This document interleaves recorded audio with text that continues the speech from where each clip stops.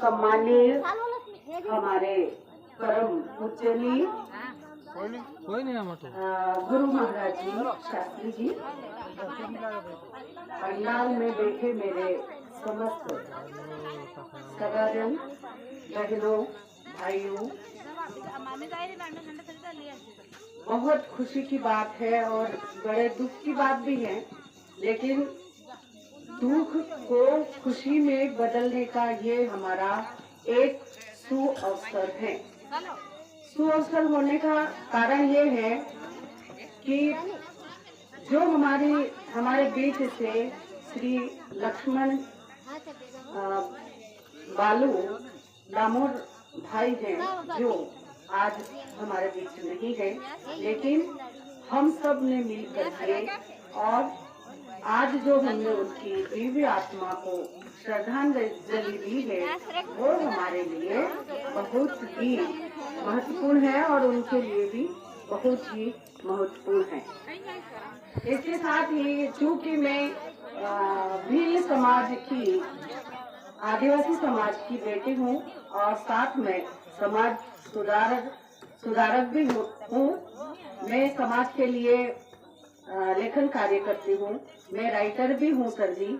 मेरी 3 पुस्तकें भोपाल से प्रकाशित हुई है।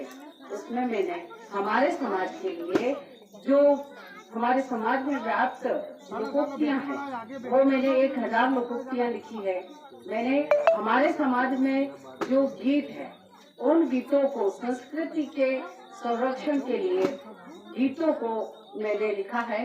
उसकी एक छपी है जो जनजाति संग्रहालय भोपाल में से प्रकाशित है। मैंने हमारे समाज में जो शिक्षाप्रद कहानियां हैं, वो 20 कहानियां मैंने लिखी है, जिसका प्रकाशन हो चुका है।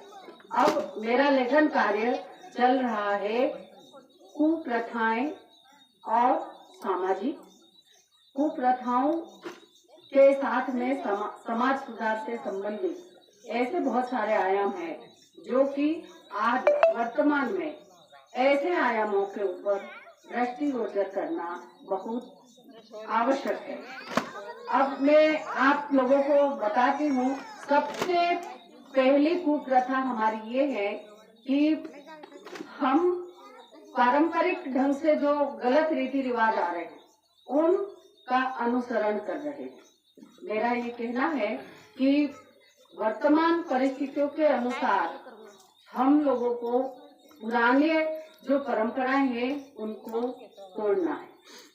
पुरानी परंपराओं में ऐसी बहुत सारी परंपराएं हैं जिससे हमको आर्थिक नुकसान होता है।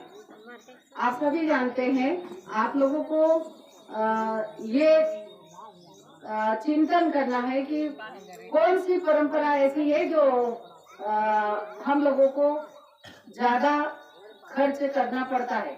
तो जरूरी नहीं है कि हम उस परंपरा को आगे तक ले जाएं। अच्छी परंपरा को हमको आगे बढ़ाना है, लेकिन जो कुप्रथाएं हैं, उन कुप्रथाओं को हमको छोड़ना है। यदि हम ऐसी प्रथाओं को साथ में लेकर के जाएंगे तो हम पिछड़ते जा रहे हैं और पिछड़ जाएंगे। हमारा विकास कभी भी नहीं होगा। ठीक है ना? जैसे ये मृत्यु भोज है, ये भी एक कुप्रथा है। हमें मृत्यु भोज में पैसा वेस्ट नहीं करना है। आपने जो सत्संग रखा है, ये बहुत महत्वपूर्ण है। अभी शास्त्री जी ने हम लोगों को शिक्षा के ऊपर ज्ञान दिया है। सबसे अच्छी बात शास्त्री जी की हमें ये लगी कि वर्तमान में जो वर्तमान पीढ़ी है, वो पीढ़ी इतनी, मतलब पता नहीं कौन सी दुनिया में जी रही है। वो कभी हमारे दादी और दादाजी के पास नहीं बैठती है, हमारे माता पिता के पास नहीं बैठती है, बस मोबाइल लेकर के कोना ढूंढती है। उस कोने में बैठकर पता नहीं वो क्या देखते हैं। अब आपको मालूम है, मोबाइल बिजनेस सिस्टम है। मोबाइल बहुत कुछ देता है। मोबाइल से मार्केट के जो लोग हैं वो पढ़ाई कर रहे हैं और हमारे वर्तमान में हमारे जो बच्चे हैं, वो बच्चे मोबाइल से बिगड़ रहे हैं। आप लोगों ने देखा होगा, जब हम छोटे छोटे थे, तब हम हमारी दादी, दादाजी, माँ और पिताजी का कहना मानते थे और उनके पास बैठते थे और वो हमें पुरानी बातें बताते थे और पुरानी बातों से हमको शिक्षा मिलती थी और उसी के अनुसार हम लोग आगे बढ़ते थे। लेकिन क्या अभी हम लोग, मैं देखती हूँ कि मैं नाम नहीं लूंगी, लेकिन यहाँ मैं पहले आती थी तब सबके बच्चे जितने भी होते थे उनके मतलब मुस्कान होती थी। अभी क्या टेंशन ऐसा आ गया बच्चों को, ऐसा कौन सी जवाबदारी वो बच्चे लेकर के जा रहे हैं कि वो बिल्कुल टेंशन में हंसते भी नहीं, मुस्कुराते भी नहीं, चरण स्पर्श भी नहीं करते और हमसे दूर भाग रहे। इसका क्या कारण? इसका यही कारण है कि उनको उनके पास समय नहीं है। समय क्यों नहीं है? समय इसलिए नहीं है कि सभी माँ बाप ने सेकेंड हैंड मोबाइल उनके हाथ में दे दिए। 500 रुपए में मोबाइल आ रहे हैं। अब मोबाइल में आप लोगों को पता नहीं है कि मोबाइल में मेरा बच्चा क्या देख रहा है।